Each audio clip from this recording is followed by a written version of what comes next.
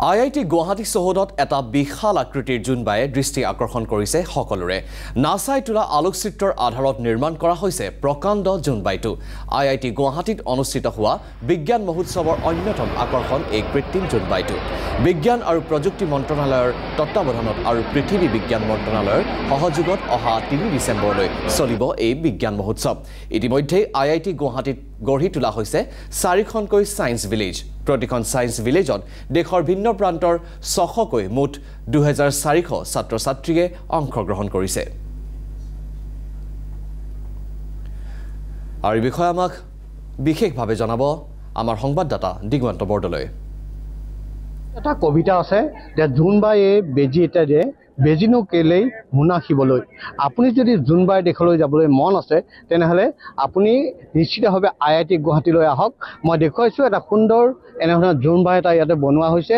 আচলতে IIT গুৱাহাটীত যি বিজ্ঞান মহোৎসৱৰ আয়োজন কৰা হৈছে আৰু বিজ্ঞান মহোৎসৱৰ লগত অসংগতি ৰাখি এনেধৰণৰ এটা জোনবাইৰে ছাত্ৰ ছাত্ৰীসকলক আকৰ্ষিত কৰাৰ এক সুন্দৰ পদক্ষেপ ইয়াতে লোৱা হৈছে। মই পোনপটীয়াভাৱে নিউজ লাইভৰ দৰ্শকক দেখুৱাইছোঁ।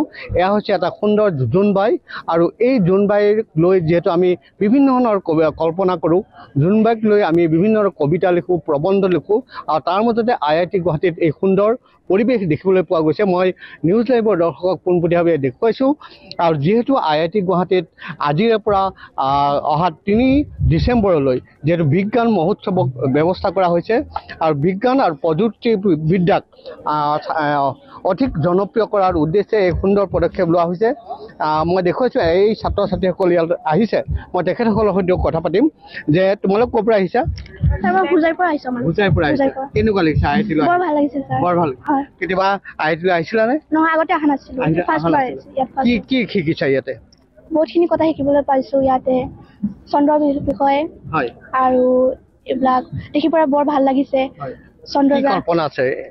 কি কল্পনা আছে তোমাৰ? কল্পনা ভৱিষ্যতে কি পৰিকল্পনা আছে? মোৰ ডক্টৰ হোৱাৰ সপোন আছে। নিশ্চিতভাৱে।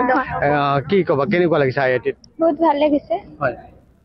প্ৰথমবাৰ আহিছা? ইয়েছ, ফাৰ্ষ্ট আহিছোঁ।